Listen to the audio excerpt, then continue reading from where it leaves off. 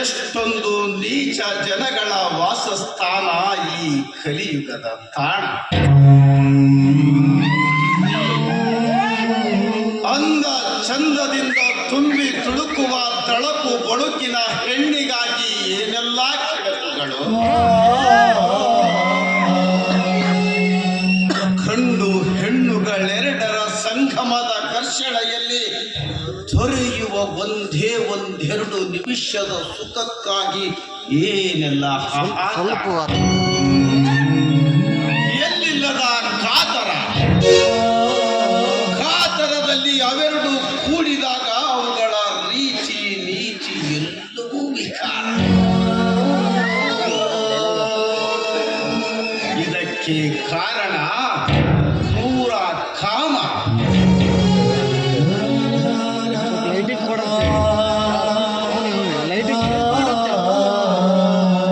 ಕಣ್ಣೇ ಇಲ್ಲದ ಕಾಮಕ್ಕಿಲ್ಲ ಸದಾಚಾರ.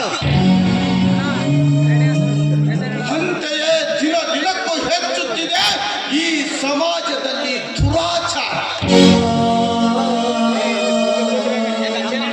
ಸದಾಚಾರಿಗಳೆಂದು ನಾನು ನಂಬಿದ್ದ ನನ್ನ ಸತಿಯಾದ ಸಹೋದರರಿಬ್ಬರು ದುರಾಚಾರಿಗಳಾಗಿ ಹಾರ ಮಾಡಿದ್ದರಿಂದಲೇ ನಾ ಹೇಳಿ ಬರಬಿಟ್ಟು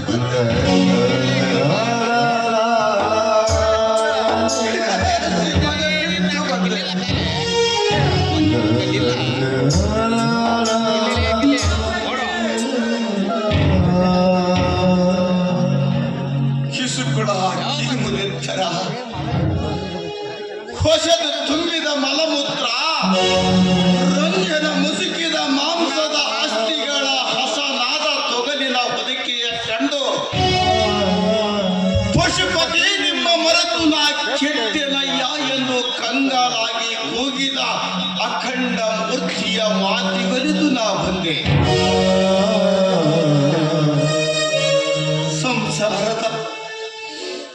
ಸಂಸಾರದ ಸಕಲ ವ್ಯಾಮೋಹ ತೊರೆದು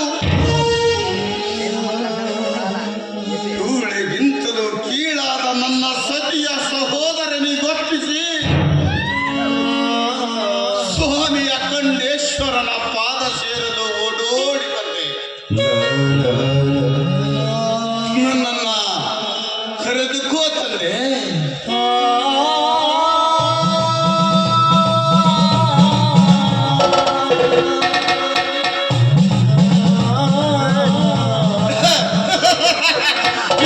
ತಂದೆಯಲ್ಲ ತಾಯಿ.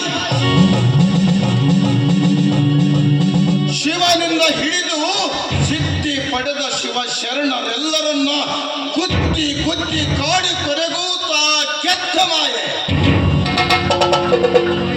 ಆದರೂ ನಾ ಕರೆವೆ ನಿನಗೆ ಪ್ರೀತಿಯಿಂದ ತಾಯೇ ಎಂದು.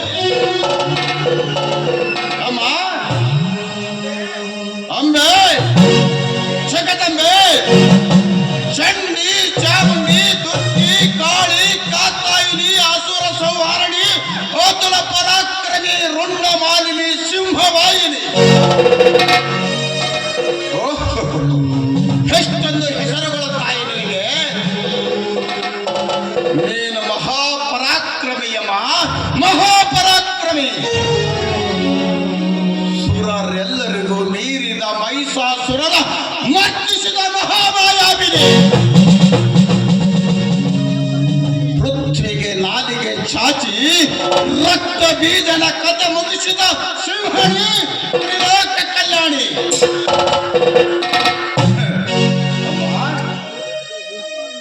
ಇಷ್ಟೊಂದು ಪರಾಕ್ರಮಿಯಾದ ನಿನಗೆ ಈ ನರಲೋಕದ ದುರಾಚಾರಿಗಳನ್ನು ಸಂಹರಿಸಲಾಗದೆ ತಾಯಿ. ಮೇಲಿನ ಅಸುರರ ರುಂಡ ಚಂಡಾಳಿದ ನಿನಗೆ ಯಕಸಿತ ನರರು ಬೀರಿದರೆ ಹಾಗಾದ್ರೆ ನಿಜವಾಗಿಯೂ ನೀನು ಶೂರನೇ?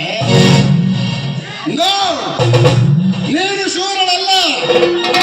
ಹೇಳಿ, ಕುತ್ತಿಗೇಡಿ ಕೂಳಿಗಾಗಿ ಕುರಿ ಕೋಡ ಕಳಿಸಿ ಕೂಳು ಕಾಣದೆ ಕುಳಿತ ಕೂಳಗೇಡಿ ಕರ್ಮ ಚಾಂದಾಲಿನಿ ಸತ್ಯ ಸಲಹಿ ಅಸತ್ಯ ಅಳಿಸುವ ಯೋಗ್ಯತೆ ಇಲ್ಲದೆ ಕಣ್ಣು ಮುಚ್ಚಿ ಕುಳಿತ ಸಣ್ಣ ಕುಲದ ಹೆಣ್ಣು ನೀನು.